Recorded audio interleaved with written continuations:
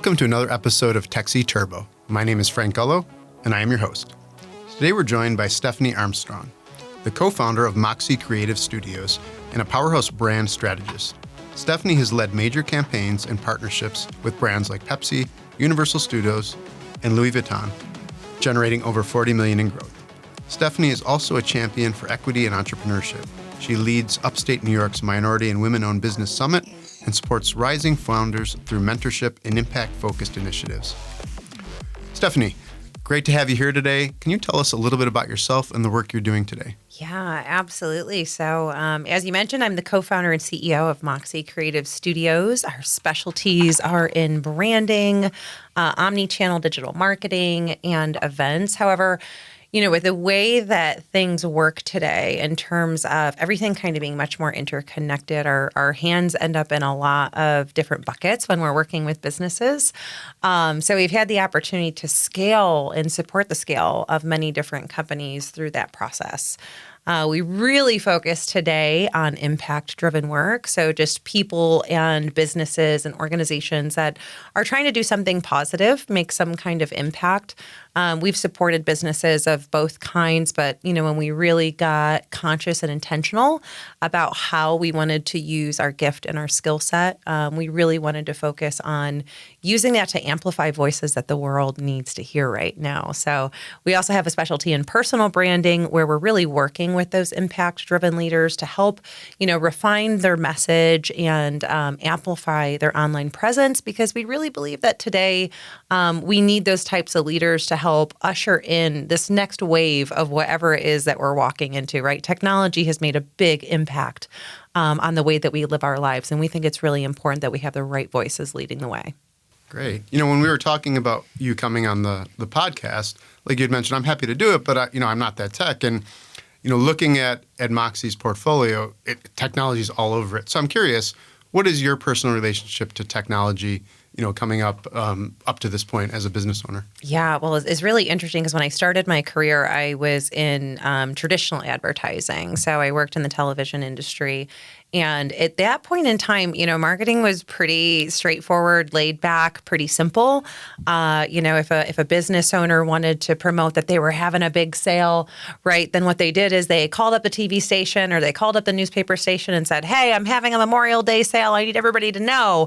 Here's my budget. Kind of do your thing. And we took over from there. When digital marketing made its way, it flipped the whole thing on its head, right? So now all of a sudden, business owners had the freedom and they had the autonomy to make marketing decisions independently and outside of these big media platforms, which was really cool. And it created a tremendous amount of opportunity. It also created a whole bunch of challenges, right? So all of a sudden, we went from if I need to market my business, I just call a media outlet, to, if I'm going to market my business, I need to understand how to create content, how to run a social media page, right? How to write a caption, how to write an email, how to take a picture, how to shoot a video.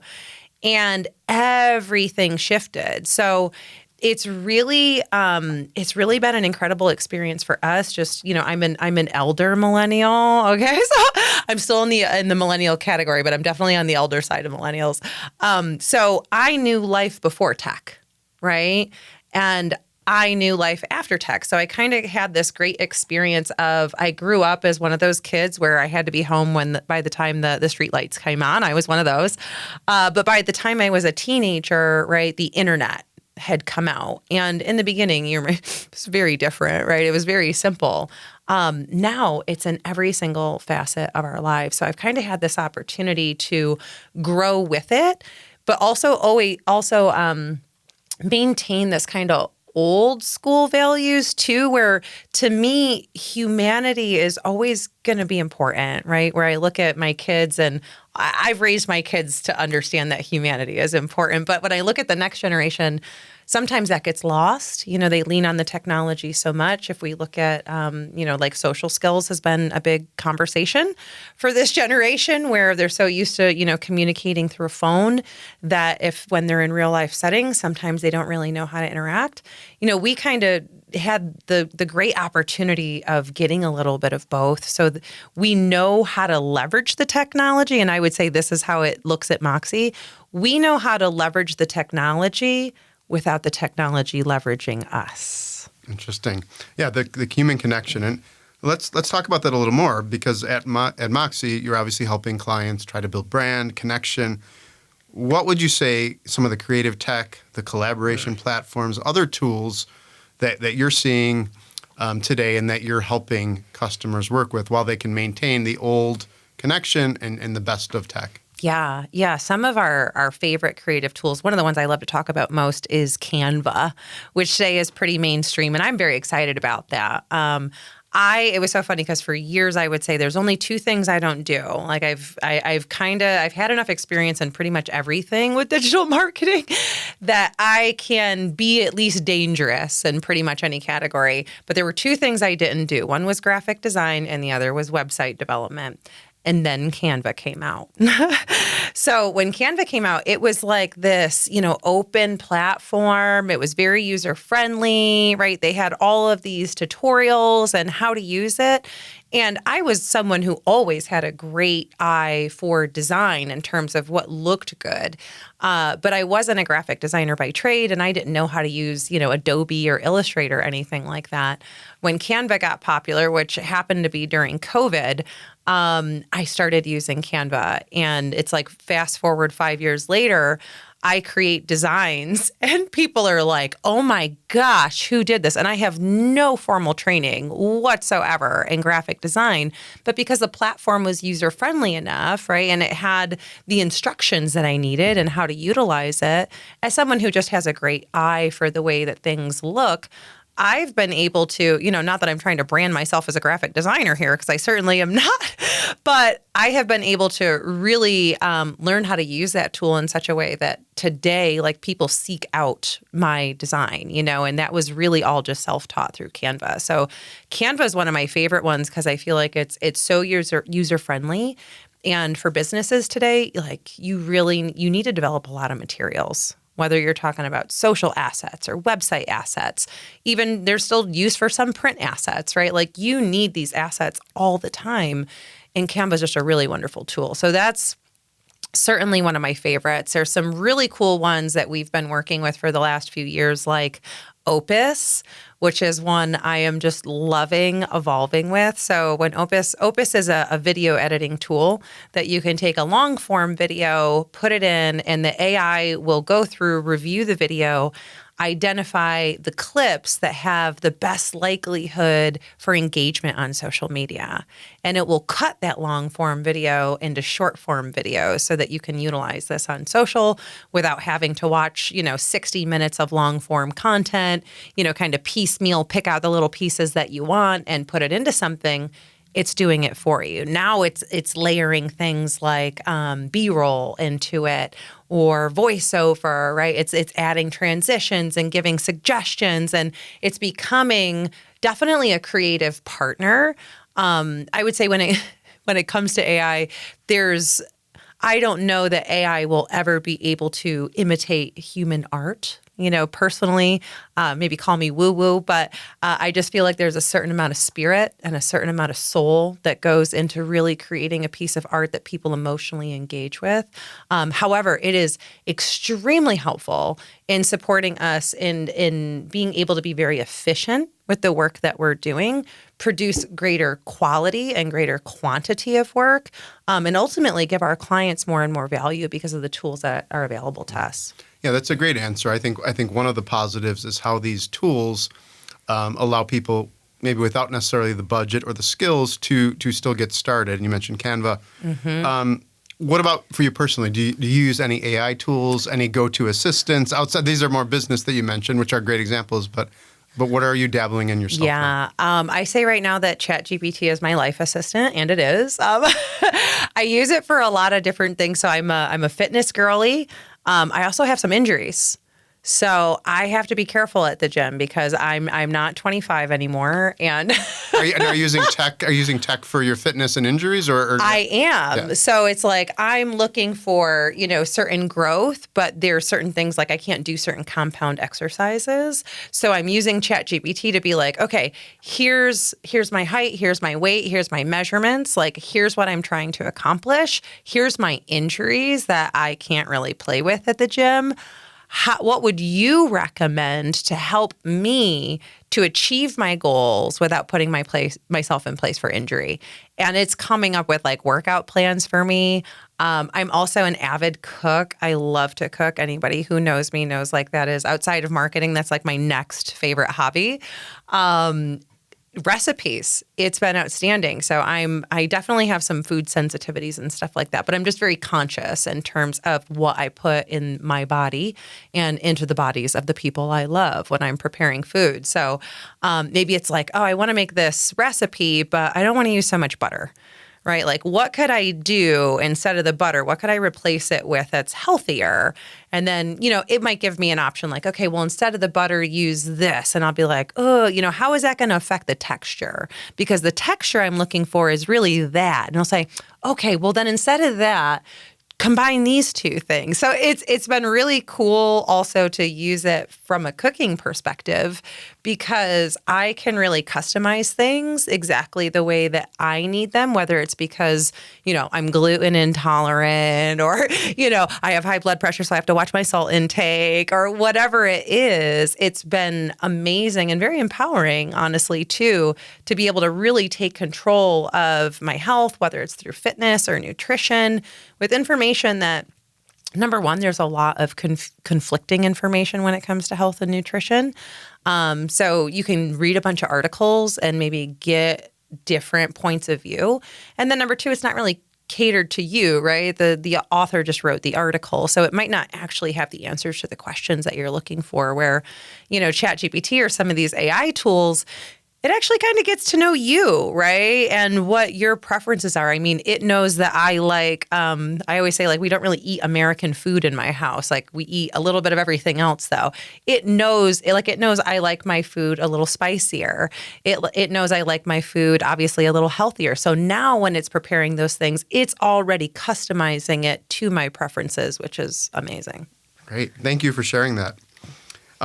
Pivoting back to brand, which I know Moxie, works on and understands the power of brand. In today's rapidly evolving tech business world, how do you feel the definition of brand has changed, or what parts of it are still timeless? Yeah, I think brand has changed a lot. I think the definition of that word has really, really shifted.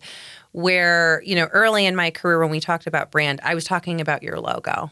Right. I was talking about the colors that you used. What were the 3 hex codes in your logo, right? What was the font in your logo? It was pretty much all centered around the logo and really the visual identity, which is absolutely important. Don't get me wrong, right? Visual is one of the main ways that we recall things, is what it looks like. What has really shifted is the brand communication side. Right. Talking to a chatbot instead of a person, right? Right, exactly. So when we think about the communications, it's like, okay, well, what is important in brand communications? Because what these communications are doing is they're eliciting a feeling. And this, I would say, is the biggest shift that we've really seen in brand is the feeling has become more and more important. It's also not so tangible and not so objective, right? As like, what are the 3 hex codes in your logo? But when I ask a business owner, how do people feel when they think about your brand? Most of them can't even answer that question. They look at me like, why would you even ask me such a stupid question? That's ridiculous, right? Like, because feelings have been these things that we thought didn't belong in business. But when we're thinking about consumers today, number one, consumers are just far more equipped. Right. So it used to be, I was talking to a law firm earlier this week. I said, it used to be if someone was looking for a lawyer, they opened the yellow page, they flipped over to lawyers, right? They went down the list and they made some phone calls.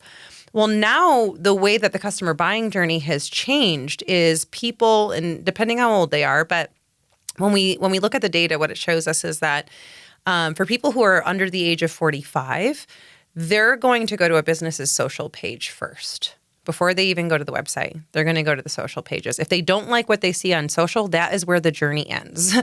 If they like what they see on social, then they're probably going to move into your website. So then what we have to look at as marketers with this new customer journey, what they're doing is they're doing all their research on the front end, and they're trying to find which brand aligns with them most. When we talk about alignment, we're talking about a feeling, right? So when you jump on Moxie's social media pages, you're going to see real quick that we're probably not your average marketing agency, right? Like what you might be used to in the Marcom space, like we have broken all of those rules. We are not that.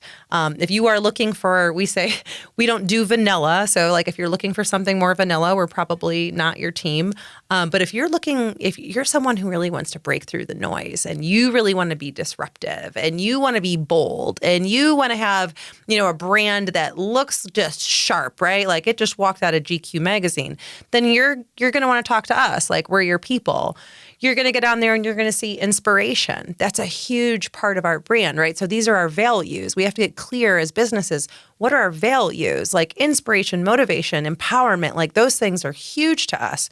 So when you get on our page, you're not just going to see, here's the statistics on how many people are opening up emails. Like, yes, that information is important too, but we're trying to cultivate a community of business owners that actually share our values. Like it's one thing for you to own a business and hire us to do your marketing.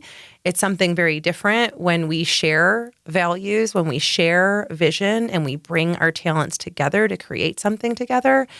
It's so much more impactful. So this feeling has become so much more important in how we're building relationships online and digitally. And to most people, this is a very kind of foreign concept. Like, how do I build relationships with people online? Well, you do that through your content.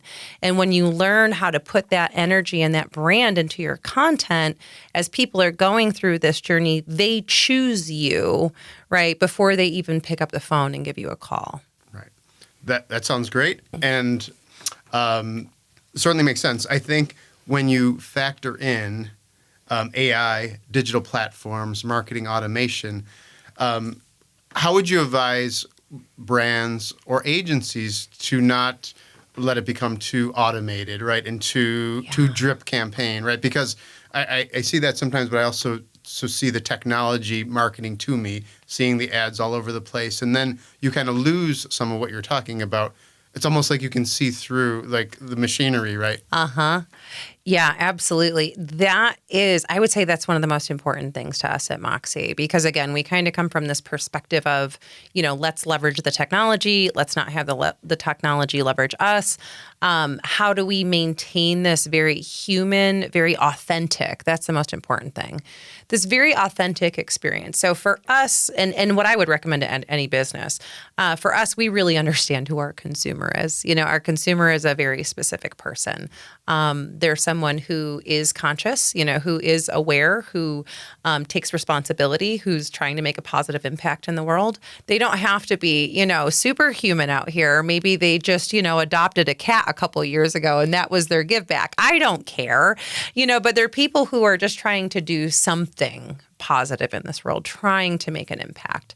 So when we think about our core consumer, that's kind of the first step is how would we talk to them, right? If they were sitting right in front of us, what kind of language would we use?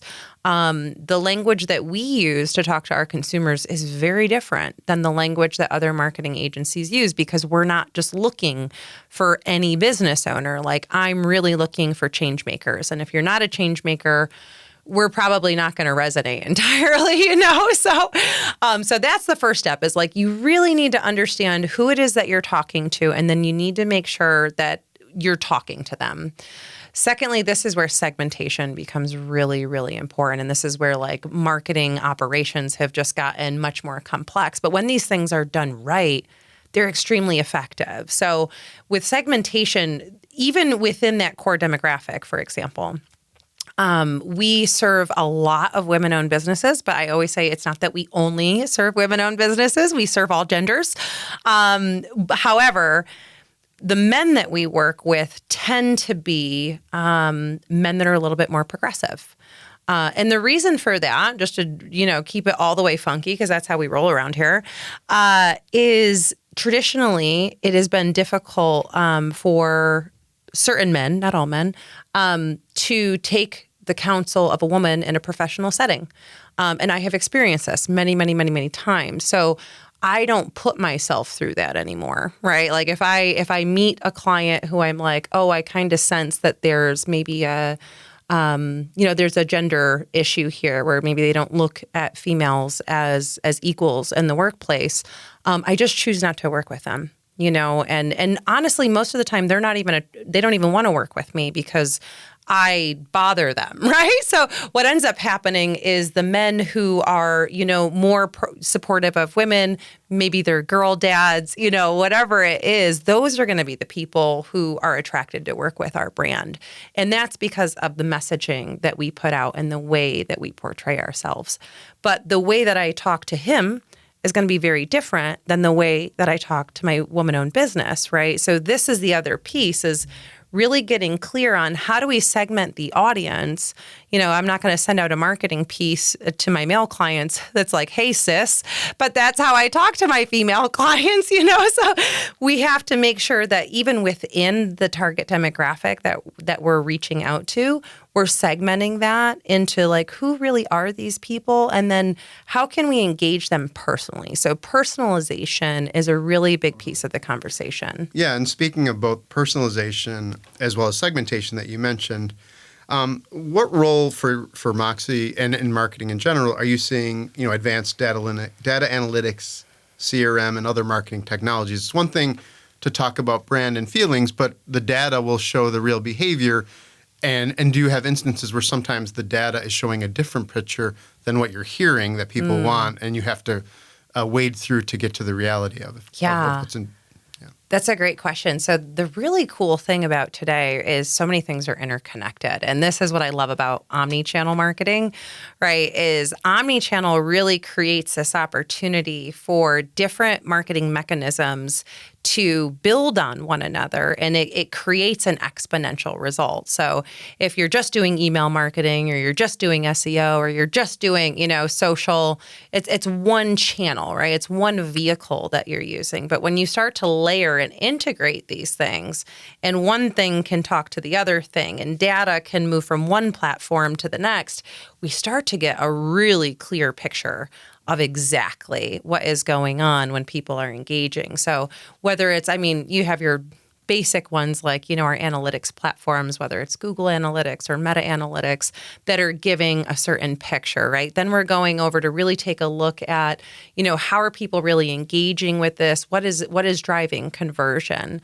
There's certainly some cases where there's some anomalies where the data doesn't quite match up. I would say at this point, it's not very common. Like when years ago, I think I saw a lot more gaps. Like back when I started my business 10 years ago, there was a lot more conversations I was having with clients where I was like, yeah, I'm not sure about that one. Let me dig into that more. Today, just because I think too, there's data in so many places. It's not just one. Where at one point, we were kind of limited to mostly like Google Analytics, and even Google Analytics was kind of limited. Today, it's like you can cross-reference the Google Analytics with the Meta Analytics, and the Meta Analytics with the email analytics, and the email, with the marketing automation analytics. And you get this really well-rounded picture, for the most part, of exactly what is happening. And this is the data that we should be using to optimize our choices and continuously make these campaigns more and more effective. Very good. So you speak to businesses, prospects all the time. What are some of the key challenges and mistakes you're seeing them make with their tech and creative strategies, and some recommendations you'd give? The first one is just either procrastination or just lack of adoption altogether. At this point, I don't know how to sound the alarm loud enough. Like at this point, if you have not adopted the technology, you're putting yourself in dangerous waters, because I promise your competition is. Somebody else in your field, in your market, is whether they understand it or not, they're getting somebody in there to help them figure it out. And we're never going to be able to keep up. We're never going to be able to keep up with where the technology is. So the first mistake is really stop putting it off, please. Like a 5-alarm fire. Like if you're one of those people that has been like, oh, marketing automation seems to whatever, or, oh, the technology is too much. Please don't do that anymore because you're running out of time. And I say, I'm not a fear monger, but like genuinely especially with AI, right? So now that AI has made it to the mainstream, I don't think the average business owner understands how quickly this is going to disrupt the market. In the next 12 months, there will be massive shifts in what businesses... Yeah, already happening, right? Right. It's already happening. And we're going to watch this unfold. And I think a lot of people are not prepared for what is to come if they don't get on the bandwagon right now. So that would be the first one. The second one is...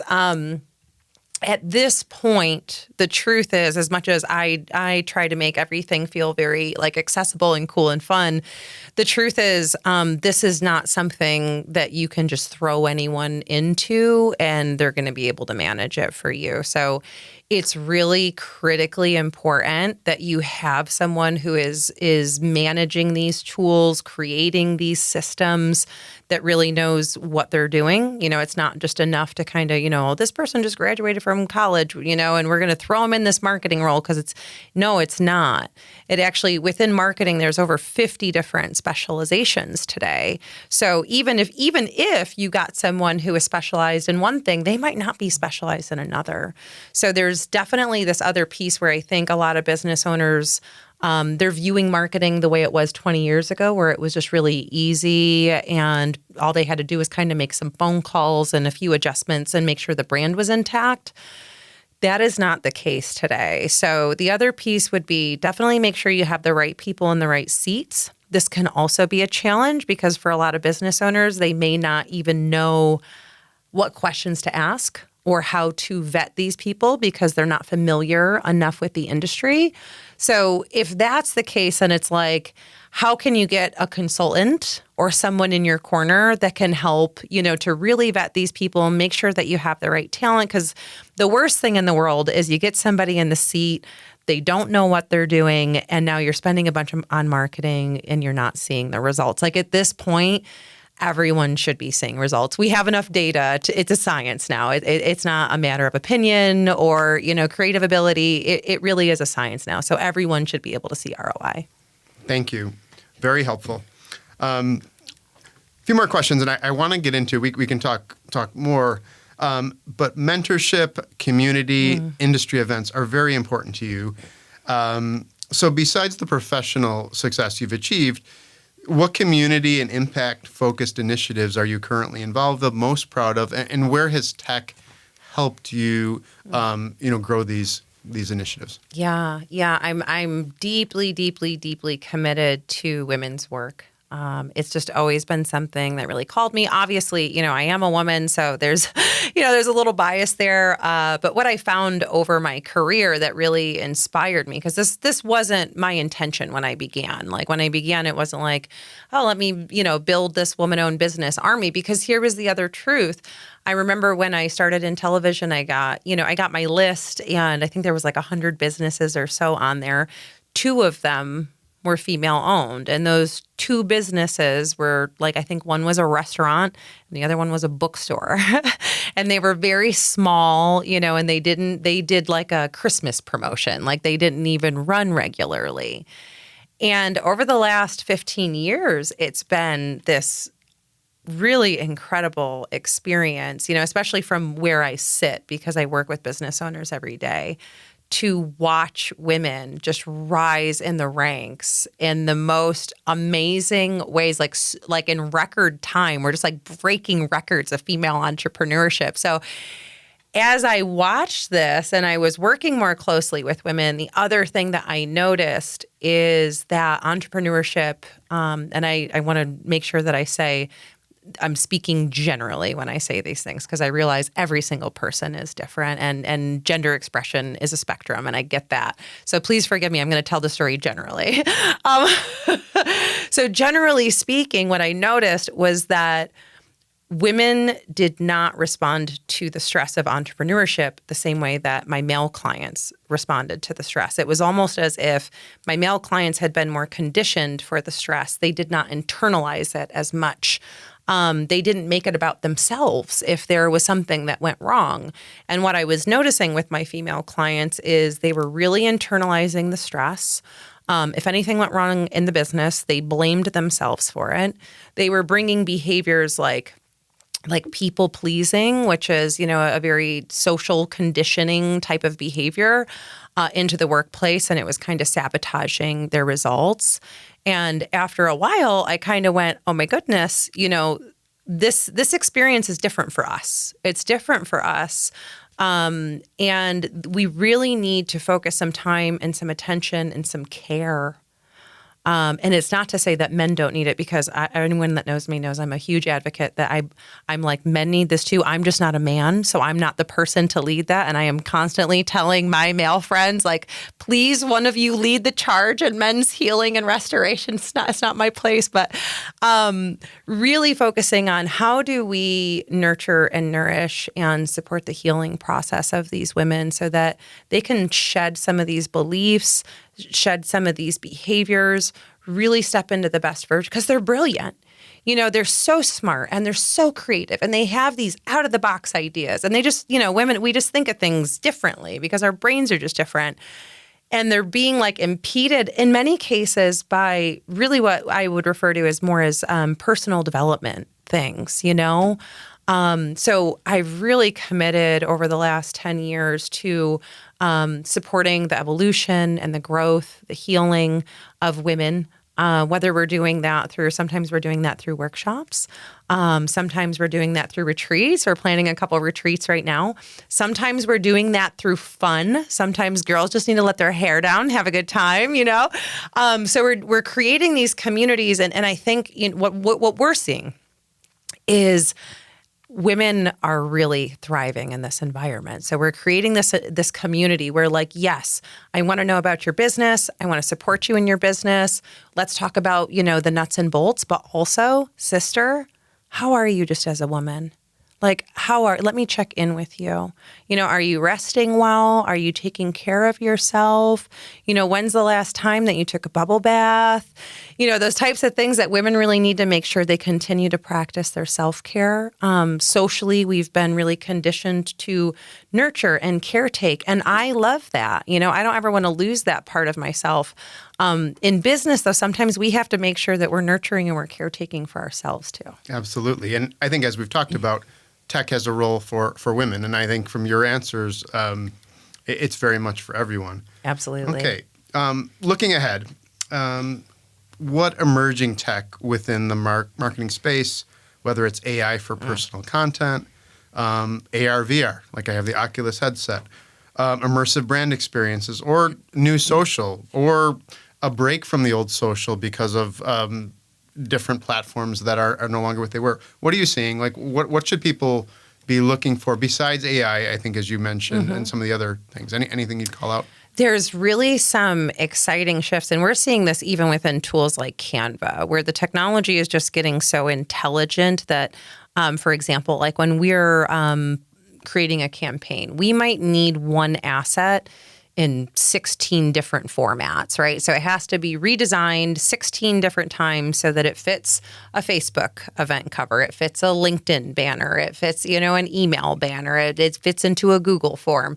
Each of those things are different dimensions. So they all have to be redesigned, retailored, restructured, which used to take hours and hours and hours and hours and hours and hours to do.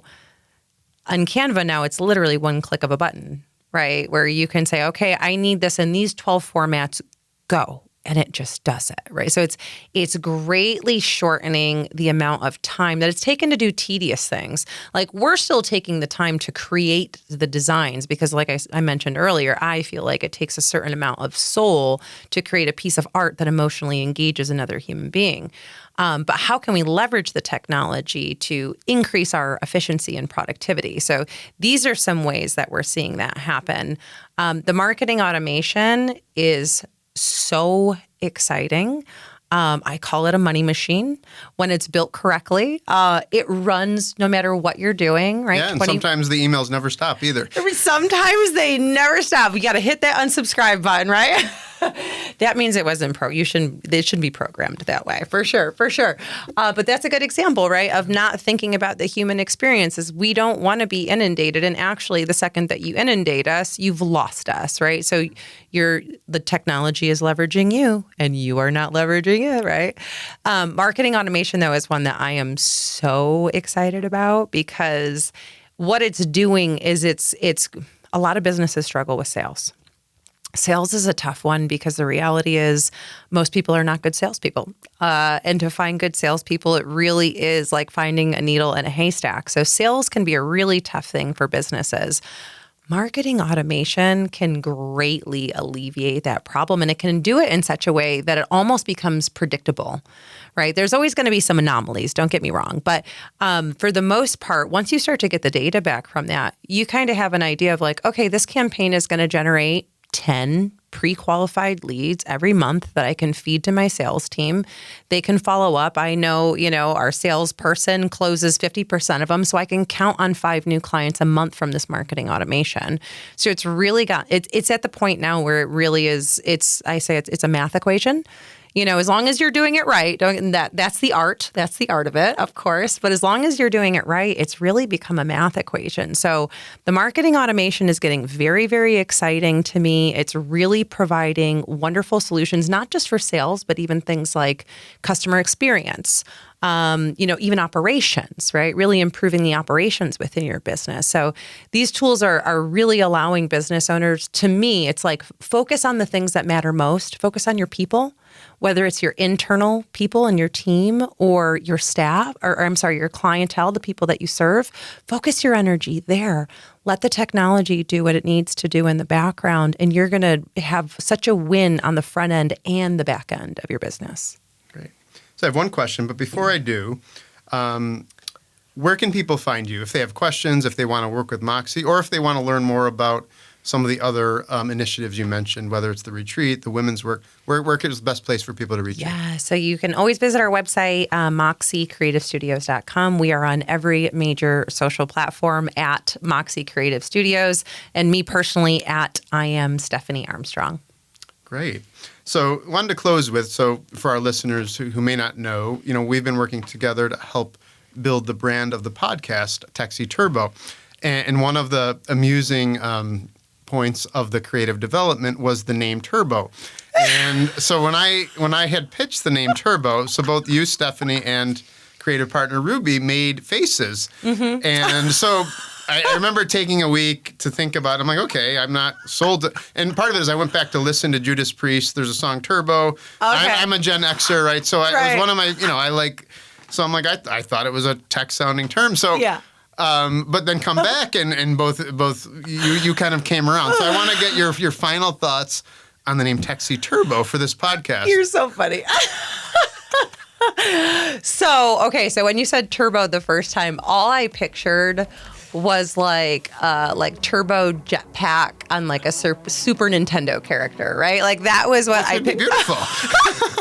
So that was the thing, right, Frank? Is now, my brand, right? Like I like things chic and modern and futuristic. So I would say it's a matter of taste, and there is no wrong answer when it comes to taste. I would say it's growing on me though. Like I just walked into the production room and I saw the graphics up on the screen and I was like, wow, that looks really, really good. Yeah, look at that. Like that's really nice. So I will say it is grown on me. At first, I was like, this feels a little like something that I would see in Super Nintendo. However, as the brand has evolved, it has definitely grown on me, and I really dig where it's going. All right. Well, thank you, Stephanie. We can talk for hours more on this, but learned a lot, and appreciate you coming on and sharing your insights with us. Thank you, Frank. Thank you so much for having me.